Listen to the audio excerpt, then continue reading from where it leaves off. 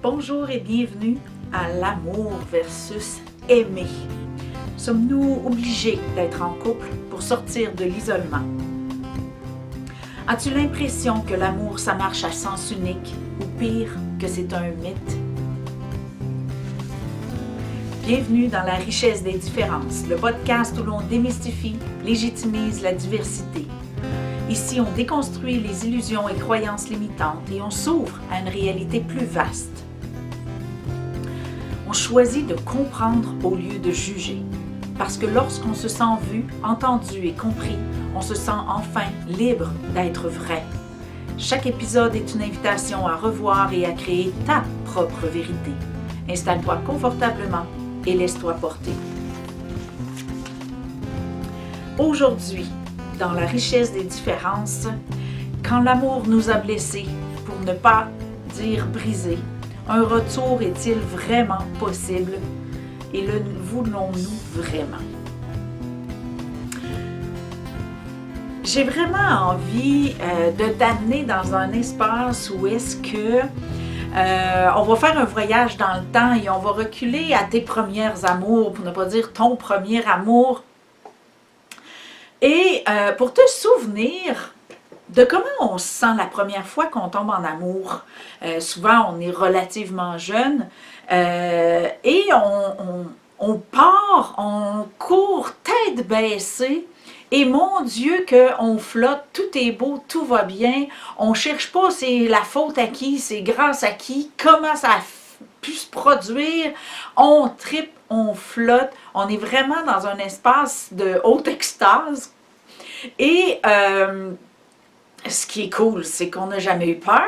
Fait que, on se donne à fond la caisse. Donc, on se donne totalement. On est dans un espace d'abandon à l'amour. Et cette fête-là qui s'installe à l'intérieur de nous fait que on s'abandonne totalement et on le vit avec une intensité, une profondeur qui nous dépasse totalement tant que ça dure. Et là, je suis vraiment plate, mais je vais t'amener à te souvenir de ta première rupture. Bon, je ne sais pas, c'est-tu toi qui as rompu, c'est-tu l'autre qui a rompu, mais une première peine d'amour, normalement, c'est une perte de contrôle et souvent, ça va être nous qui va avoir perdu l'amour, pour que sinon, ça ne s'appellerait pas une peine d'amour. Et c'est là qu'on vit notre première quête de coupable. Donc, on a l'impression que la personne qu'on aimait nous a volé notre amour, comme si l'amour qu'on avait partagé, qui nous avait unis, qui nous avait nourris tellement bien, tout à coup, la personne nous l'avait volé et était partie avec, comme si c'était la clé de notre cœur. Il y a souvent des petites analogies comme ça qui se promènent. Elle est partie avec la clé de mon bonheur, elle est partie avec la moitié de mon cœur. Donc, on se sent extrêmement dépossédé, en perte de contrôle et bien sûr vide et ça fait mal.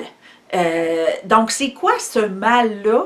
On va y revenir plus tard, mais je veux vraiment qu'on reste dans l'espace-temps où tu vis ton premier amour et ta première peine d'amour. Et c'est dans l'espace de peine d'amour que le phénomène de trouver un coupable ou un responsable s'installe. Et c'est là que le fuck commence parce que le responsable arrive dans la douleur et non pas dans l'amour et le confort. Et c'est là qui fait qu'on va souvent s'égarer dans notre conception de l'amour, comme si on avait quelqu'un qui nous avait livré l'amour puis qui était reparti avec après quand ça faisait plus son affaire. Donc, c'est un espace vraiment de haute confusion parce que quand ça va bien, il n'y a pas de responsable, il n'y a pas personne qui est en charge de ça, ça s'est fait tout seul. Et quand il y a une rupture, là, il y a un coupable, puis on y en veut donc bien. Donc, qu'est-ce qui se passe à l'issue d'une expérience comme ça? Bien sûr, on trouve des responsables, des coupables de notre souffrance, on nourrit une victimisation, on se retrouve dans un espace où est-ce qu'on se sent dépossédé, démuni, et peut-être même qu'on ne retrouvera jamais un amour comme ça. Je me rappelle très bien de mon premier, tu sais, mes amours, j'étais une extrême romantique, je vais revenir plus tard, mais à quel point mes premières peines d'amour, qui étaient toujours extrêmement souffrantes, parce que j'étais une grande romantique, où est-ce que je me disais, je ne retrouverai jamais un amour comme ça. C'est tellement drôle, parce que j'en voudrais plus aujourd'hui de ces sortes d'amour-là, mais à l'époque, c'était un idéal amoureux. Donc, qu'est-ce qui arrive à l'issue de cette posture-là où est-ce que, on se sent dépossédé, on se sent une victime, on se sent impuissant et on cherche un coupable, un responsable à notre souffrance? Eh bien, on se retrouve inconsciemment et spontanément à choisir une posture face, pas à l'amour, à notre souffrance. Mais est-ce que c'est vraiment ça qu'on veut faire? Non, c'est ça qui se fait spontanément. C'est comme ça que se produit énormément de réactions lorsqu'on est sur un état de choc, un état de souffrance. On fait des choix inconscients et spontanés face, comme dans le cas d'une peine d'amour, admettons, on va faire un choix face à notre souffrance alors qu'on se retrouve à faire un choix inconscient face à notre relation à l'amour comme tel. Fait on s'entend-tu que dès le départ, on s'auto-bloque, on choisit inconsciemment de ne plus retourner dans cette zone-là parce qu'on ne veut plus souffrir. Donc, je te raconte un petit peu mon parcours en tant que grande romantique, vraiment, vraiment, là, tu vas avoir l'occasion de rire de moi si tu veux, parce que j'étais vraiment... dans le fond, j'ai passé mon enfance à écouter des émissions. Et si tu as 40 ans ou 50 ans et plus, là, tu vas te souvenir de ces émissions-là, c'est certain.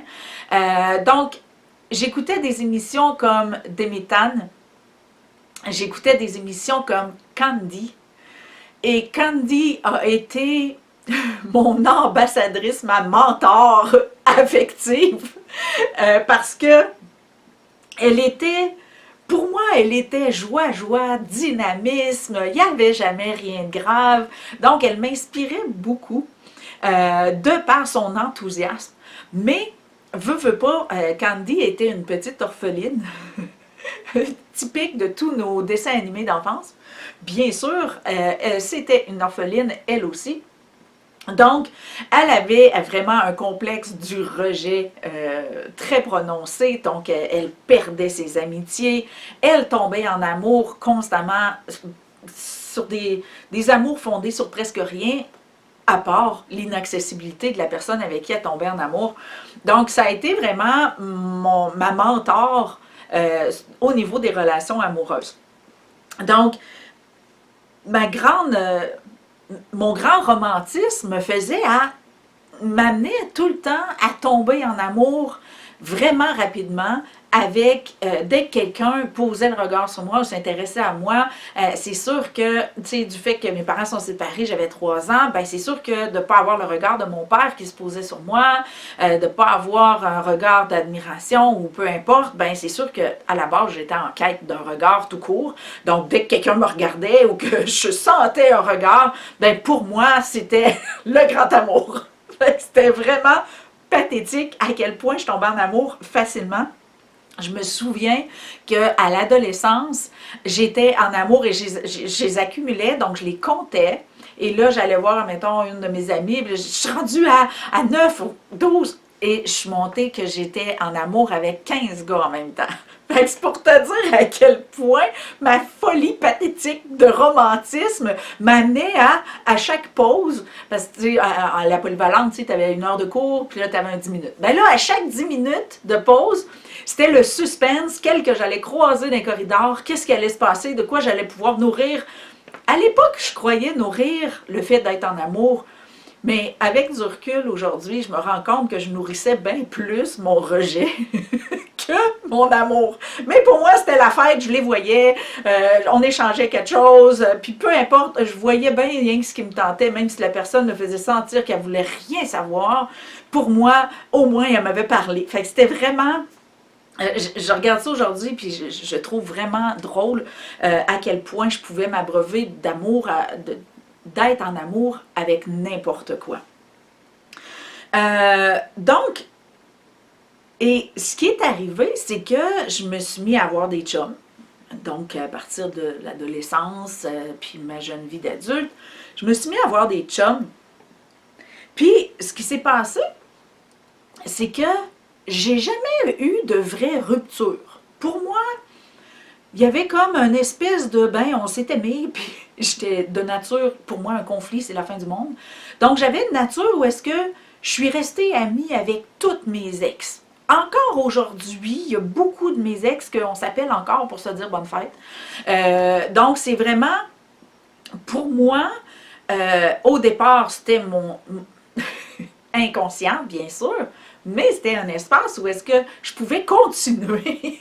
Puis c'est vraiment impressionnant quand on regarde ça avec du recul, c'est qu'aujourd'hui, je constate que ne pas rompre complètement puis en restant amie avec mes ex, ça me permettait d'être rejetée, même, tu sais, c'est comme ça donnait de la perpétuité à mon rejet, à mon abandon ou à la rupture.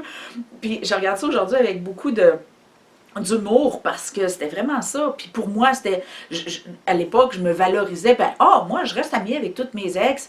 Je véhiculais ça, je parlais de ça comme d'une espèce de maturité qui me permettait d'être capable de ne pas en vouloir. Puis je disais à quel point que ben oui, c'est normal de rester amis, l'amour est encore là. Puis, fait qu'il y avait comme à la fois de l'inconscience, à la fois comme de la semi-conscience. Tu sais, je savais que c'était pas nécessairement sain, mon affaire, mais j'avais pas envie de me soucier du fait que c'était pas sain. Pour moi, ça me confortait, ça effaçait la rupture de l'équation, puis ça me nourrissait dans « je ne suis pas seule ». Et c'est cet espace-là que je pense qu'on cherche tout à combler, c'est ne pas se sentir seul. Donc, qu'est-ce que ça l'a donné? C'est que, à un moment donné, et quand je vivais toutes mes peines d'amour, mais je me suis rendu compte avec le temps, parce que j'ai fait des dépressions, et il y a beaucoup de dépressions qui découlaient de peines d'amour. Et ce que je me rendais compte, c'est que mon Dieu, que je me nourrissais autant par être en amour que par la peine d'amour. Si tu savais à quel point Air Supply, si tu n'as jamais vécu une vraie peine d'amour, ou si tu es en train d'en vivre une et tu te dis comment je peux trouver du menoum dans ma peine d'amour, eh bien, pour moi, Air Supply était le groupe de musique par excellence pour pleurer toutes les larmes de mon corps sur mes peines d'amour. C'est sûr qu'il y avait bien d'autres groupes de musique, mais la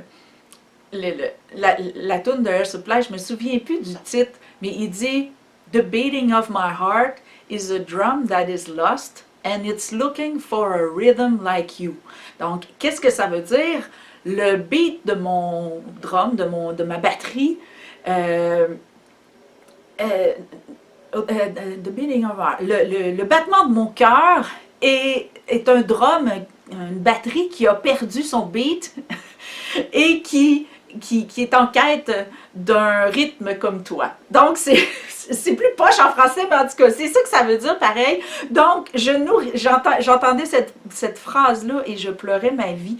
Et je me rendais compte, et c'était comme un espèce de parallèle. J'avais ma vie où est-ce que je vivais beaucoup de turbulences, j'étais beaucoup dans la souffrance, je vivais beaucoup puis je faisais mes dépressions au travers de ça. Mais quand j'avais une peine d'amour qui venait pimper ma dépression, je pleurais tellement plus, puis j'avais tellement du confort et du plaisir à pleurer qu'à un moment donné, ça m'a comme, je me suis remise en question face à mon assouvissement que je vivais quand je pleurais. Comment ça peut me faire autant du bien? C'était presque orgasmique pour moi de pleurer. Comment ça peut me faire autant de bien de pleurer? Puis comment ça que j'en redemande? Et, tu sais, ça a fait un bout de chemin pour qu'à un moment donné, je me repositionne dans tout ça, puis je me suis dit, ben là, quand je tombe en amour, est-ce que je cherche vraiment de vivre l'amour ou de revivre une autre peine d'amour? Tu sais, il y a un espace, puis ça a été inconscient, là, ce cheminement-là, mais il y a un espace, un bout de temps dans ma vie, je pense que je suis restée 5 ans célibataire, puis je pense que j'ai vécu une ou deux dépressions pendant ce temps-là, puis tu sais, je m'observais beaucoup et je constatais comment ça peut faire autant de bien de pleurer. Donc, ce qui a résonné dans mon cheminement par rapport à autant être en amour que de vivre mes peines d'amour, et par ma période de célibat, où est-ce que, regarde, tant qu'à me faire du mal, ben je vais être toute seule. Donc, je suis restée toute seule. Et j'ai découvert, par le biais de ce 5 ans-là, mon autonomie. Donc, ça a été, pour moi, extrêmement révélateur. Pourquoi? Parce que mes premiers amours étaient c'était pas des espaces où j'étais en amour. Aujourd'hui, je le vois vraiment, c'était des espaces où je comblais un manque. Et c'est en me repositionnant, donc, c'est sûr que si je suis avec quelqu'un pour combler un manque, je vais avoir peur que ce manque-là ne soit plus comblé, mais en plus, je suis en danger à tous les jours d'être dépossédée de ce comblement-là. Je ne sais pas trop comment le dire, mais c'est ça qui arrive. Fait que, comment je pouvais arriver à être en relation, si on peut dire, sainement? Donc, ça a été vraiment un espace où est-ce que je me suis dit, OK, comment je peux arriver à ne plus avoir un manque à combler? Bien, c'est en développant mon autonomie. Et c'est vraiment là que tout ça, c'est sûr que ça s'est étendu sur une échelle de temps plus ou moins longue, mais ça a été un processus duquel j'ai pas eu le choix de me rendre compte un jour, si je suis avec quelqu'un pour combler un manque, je pars avec 2 prises. Je pars larguée dès le départ parce qu'il y a la peur du manque qui est persistante. Et d'ailleurs, j'avais des chums qui étaient jaloux, insécures et tout ça parce que c'est sûr, il fallait qu'ils soient extrêmement dépendants de moi. C'était sécurisant. Puis je me suis fait avoir dans cet espace-là aussi. Fait qu'il y a vraiment un challenge face à l'amour. Donc, je ferme la page de mon anecdote de parcours de vie, puis je te reviens avec c'est quoi l'amour, c'est quoi aimer, puis comment est-ce que ça s'utilise pertinemment.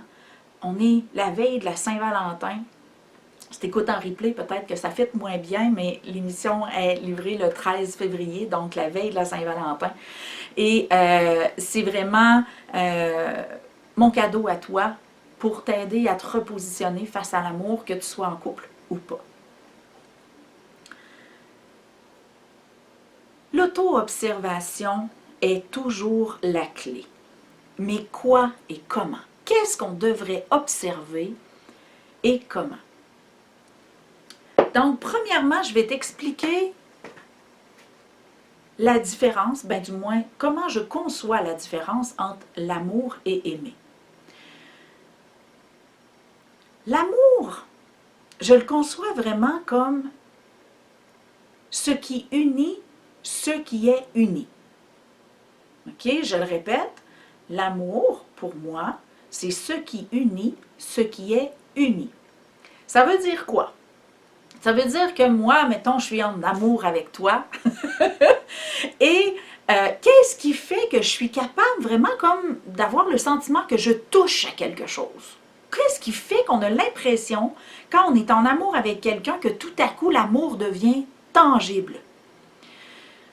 Cet espace-là, c'est parce que l'on croit, on choisit de croire, plus ou moins consciemment, on s'entend.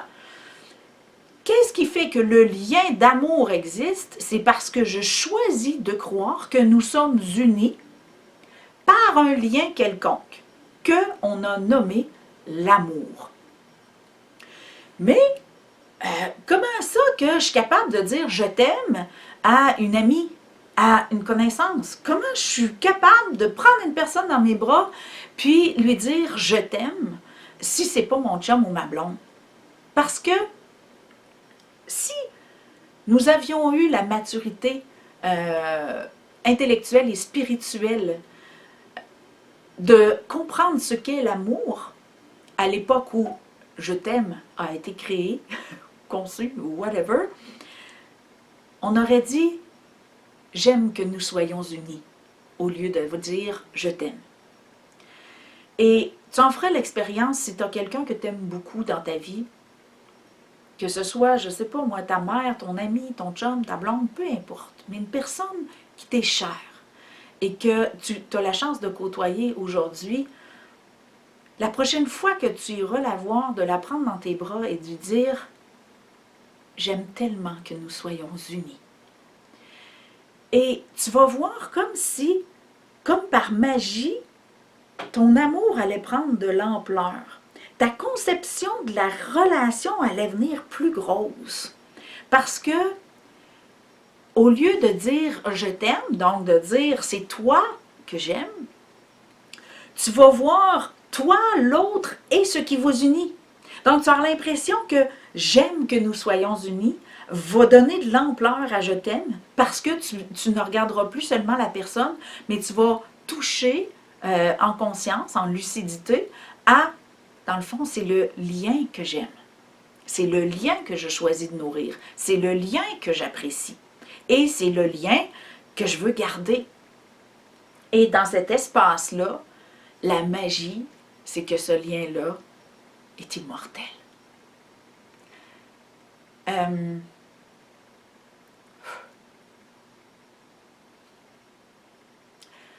J'ai perdu ma meilleure amie à 37 ans. Je me suis fait avorter à 21 ans. Et j'ai perdu mon chien la semaine passée.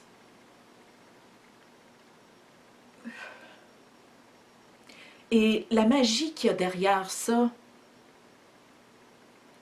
c'est que j'ai jamais adhéré à la proposition que je n'avais plus le droit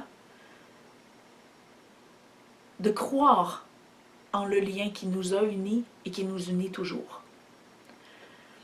Il y a des traditions dans d'autres pays où est-ce qu'ils honorent leurs défunts à chaque année, ils font des chandelles qui brûlent ou peu importe. Et j'ai trouvé ça vraiment mignon parce que c'est vrai. Qu'est-ce qui fait qu'un drame perdure dans le temps? C'est parce qu'on choisit de s'en rappeler. Qu'est-ce qui fait que la souffrance perdure dans le temps? C'est qu'on s'en souvient, qu'on la nourrit de notre impuissance, de notre souffrance. Mais qu'est-ce qui fait que l'amour survit? C'est qu'on nourrit le vivant. On nourrit l'expérience de la relation. On nourrit ce qui nous a fait sentir présents à l'alliance. Cet espace-là où la proposition de l'isolement peut se dissoudre. Parce que on est constamment unis, liés.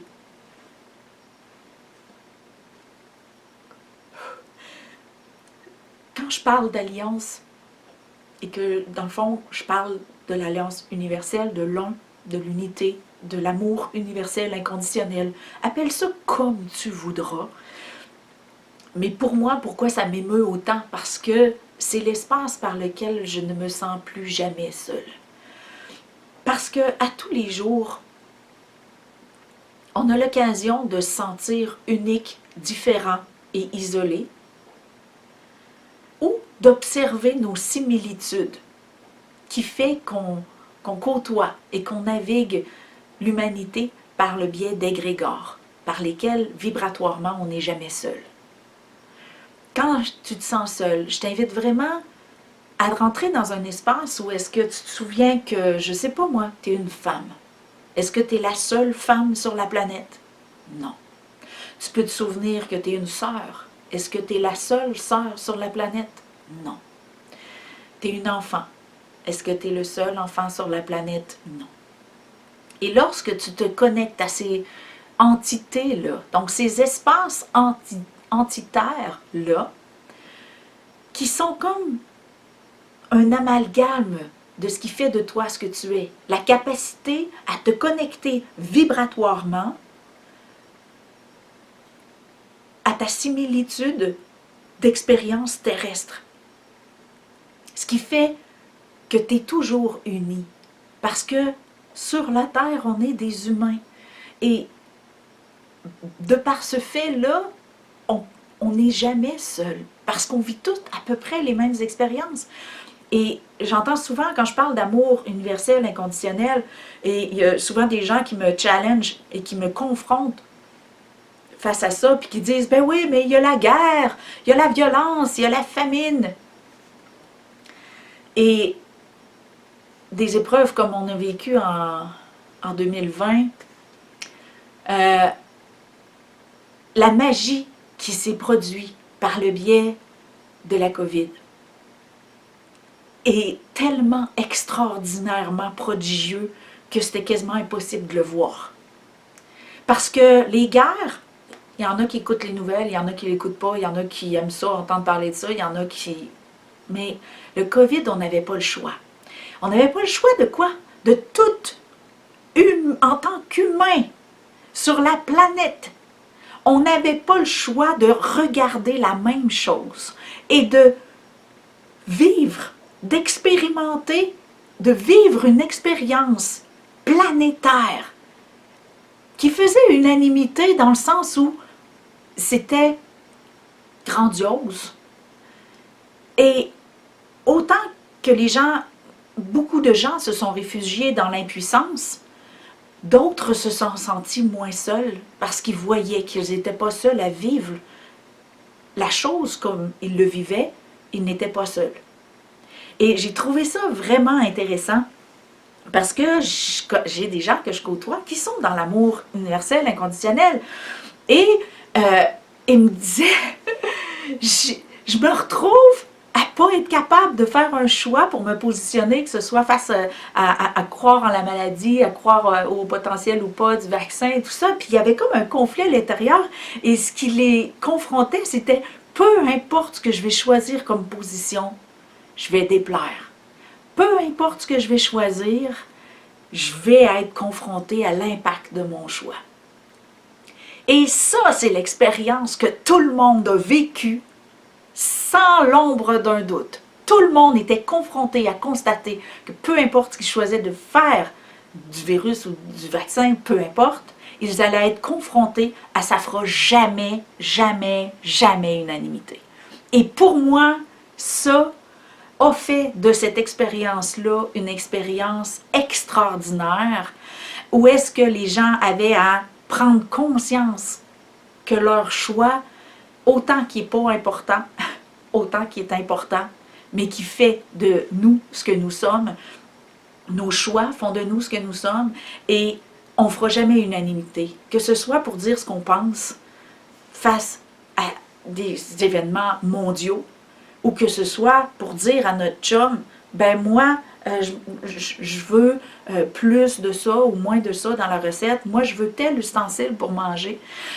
Moi, c'est pas assez chaud, je vais aller leur faire chauffer sans se sentir coupable de le faire réchauffer. C'est toutes des banalités qui, lorsque c'est vécu à grande échelle, c'est plus confrontant. Mais à tous les jours, on a le choix de s'aimer suffisamment pour faire de la place à notre différence. Et dans l'espace d'amour, c'est à nos préférences, à nos besoins, à nos limites, à nos objectifs et à notre droit d'accès au plaisir.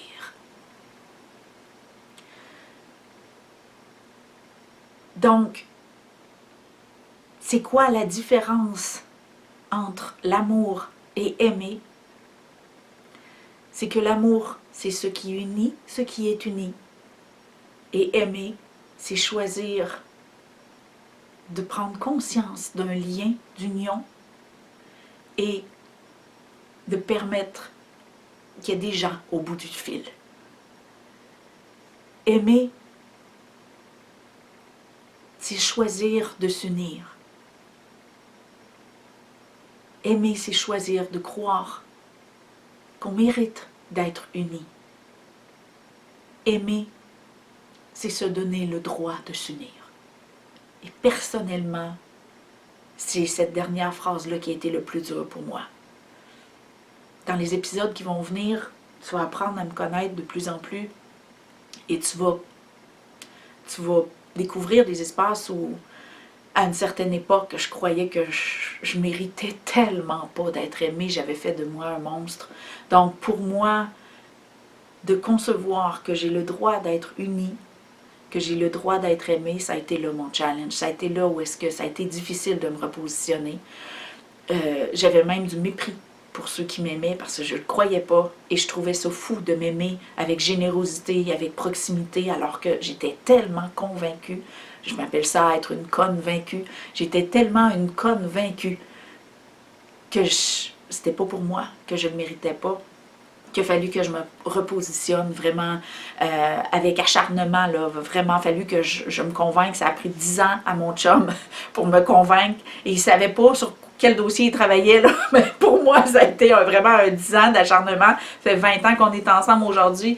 Mais il y a 10 ans, quand j'ai dit « OK », c'était vraiment fascinant parce que à toutes les fois qu'il m'offrait un cadeau ou qu'on développait un confort dans la maison, je venais en colère, puis je comprenais pas comment je peux être en colère de vivre dans le confort. Et quand je me suis repositionnée, j'ai dit c'est assez les conneries. Tu mérites que ce qu'il y a de mieux. Et j'ai réalisé que c'est ce qui avait essayé de me convaincre pendant 10 ans. Et j'ai pris des post-it, 150 post-it, et j'ai écrit « merci ». Et j'ai tapissé la maison de tout ce qui m'avait mis en colère quand c'était rentré. Et mon chum est arrivé, puis il a regardé ça, et c'est « qu'est-ce qui se passe? » J'ai dit « c'est thérapeutique, mon amour! » Donc, c'est impressionnant, tous les efforts et le dévouement qu'on peut mettre à la proposition qu'on ne mérite pas d'être aimé. Mais en cette veille de Saint-Valentin, qui devrait être une veille de tous les jours, l'espace où on se donne le droit d'être aimé, qu'on nourrit notre choix de s'unir, qu'on nourrit notre foi en ce qui nous unit, ben c'est vraiment l'espace dans lequel je t'invite. Alors, pour terminer, j'aimerais vraiment t'amener dans un espace de réflexion. Parce que je te disais que l'auto-observation, c'est la clé. Donc, j'aimerais vraiment t'amener dans un espace d'auto-observation pour que tu t'évalues dans ta posture face à l'amour. Donc, 3 questions. Premièrement, qu'est-ce qui me fait me sentir seule? 3 petits points. Même en couple. OK, donc, rentre en auto-observation, puis comment est-ce qu'on peut se sentir, qu'est-ce qui fait qu'on se sent seul? Et souvent, on se sent seul même en couple. Donc, je t'amène en auto-observation. Deuxièmement, deuxième question, suis-je capable de croire que je mérite d'être aimée? Et ça, c'est une phrase qui dérange, qui blesse, mais c'est celle qui a fait une différence dans ma vie. Et troisièmement, la troisième question, qu'est-ce qui change quand je suis seule versus en couple ou avec des amis? Et vraiment, prends le temps de te déposer, donc je la répète, qu'est-ce qui change quand je suis seule versus quand je suis en couple ou avec des amis? Donc, l'indicatif pour vraiment intégrer cet espace-là, c'est comment j'utilise l'autre ou les autres. Est-ce que je les utilise pour me valoriser ou me dévaloriser? Est-ce que je les utilise pour me donner de l'estime, de la valeur, pour m'estimer plus? Ben, tant que je ne suis pas toute seule, ben, je suis hot, je ne suis pas toute seule, je ne suis pas un rejet ou whatever. Et est-ce que je me sers de l'autre, et là, c'est la zone où ça risque de gricher, d'être moins confortable. Est-ce que je me sers de l'autre pour faire la preuve que je ne mérite pas? Malheureusement, dans l'espace où je me considérais comme un monstre, j'ai utilisé des amis précieux. Et ça, c'était inconsciemment, mais j'ai utilisé des amis précieux pour faire la preuve que je ne méritais pas. Puis ces gens-là m'aimaient tellement qu'ils m'ont prouvé le contraire. Parce que même si j'ai été très monstrueuse, ils sont restés unis à moi. Je remercie ces amis-là. S'ils écoutent le podcast, c'est sûr qu'ils vont se reconnaître, c'est certain. Alors, je te laisse vraiment avec cet espace-là d'introspection qui va te permettre de mettre en lumière, de te voir vraiment dans ta posture, où est-ce que tu aimes, est-ce que tu te laisses aimer, ou est-ce que tu choisis de nourrir ton aptitude et ta légitimité à l'alliance. Alors, je t'invite vraiment, cette émission-là est, oui, sur Spotify, mais sur YouTube aussi. Tu peux même l'écouter en vidéo si tu le souhaites, si c'est pas cette version-là que tu écoutes. Je t'invite vraiment à laisser des commentaires sous la vidéo YouTube ou sur le site web avec le numéro d'épisode pour que je puisse vraiment lire ça. C'est quelque chose qui va me faire extrêmement plaisir, donc tu ne l'écriras pas pour rien. Il y a au moins moi qui va le lire, mais je t'invite vraiment à partager qu'est-ce qui t'a secoué, quelle prise de conscience qui d'après toi va faire une différence dans ta vie. Qu'est-ce que tu as l'intention d'essayer? Qu'est-ce que tu as découvert? Vraiment, je t'invite à partager. Je suis impatiente de lire ça. C'est ce qui va nourrir mon plaisir de poursuivre cette activité-là de podcast. Donc, avec tout mon cœur, je te remercie à l'avance pour ton implication à nourrir et partager, parce que c'est sûr que tes prises de conscience vont peut-être faire déclencher des prises de conscience chez les autres. Donc, vraiment, le partage, pour moi, c'est la clé dans ma communauté, dans mon académie, lorsque les étudiants, on se rencontre sur une base régulière, c'est vraiment l'espace qui les aide à intégrer les enseignements qu'il y a dans l'académie. Donc, le partage, c'est hallucinant, c'est vraiment impressionnant l'impact que ça peut faire de partager ce que tu vis dans ta façon de le vivre, parce que moi, je t'ai raconté comment moi, j'ai vécu ça. Mais il y a tellement de façons de vivre ça que plus tu vas le partager, plus les gens vont faire des connexions dans leur tête, plus ils vont pouvoir se repositionner, se remettre en question, s'entraîner à renaître à la vie. Alors, c'est ce qui termine l'épisode d'aujourd'hui. Je te remercie beaucoup pour ton écoute. Bien sûr que je t'invite à partager et on se dit à la semaine prochaine pour un autre épisode que je vais te livrer avec autant d'amour, de passion et de transparence. Bonne journée.